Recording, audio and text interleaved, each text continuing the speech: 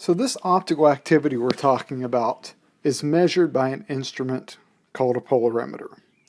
And the very crude basics of how a polarimeter works is, you take light, and light is scattered in all different directions.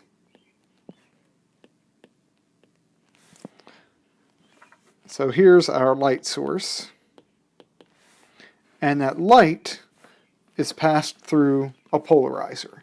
And this polarizer works on the same principles as your polarized sunglasses. So what that does is it only allows light of a certain polarization to pass through.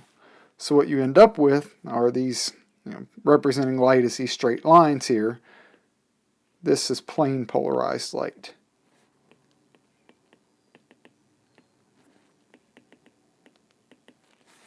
And then that passes through our sample. And what happens as it passes through the sample, that light begins to get rotated slightly. It rotates a little bit more and more as it passes through. Once it comes out, it's at a particular rotation which can be measured. So then maybe this light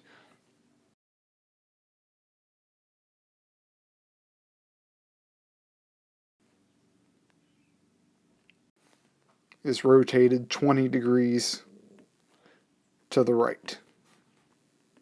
And that's the optical rotation of this particular sample.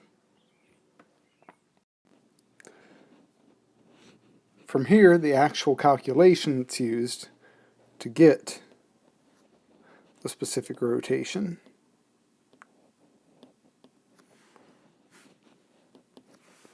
we take the degree of rotation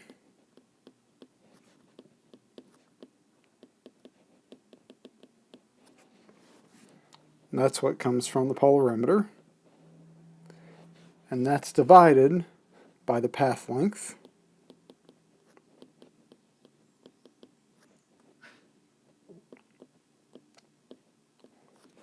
and the concentration.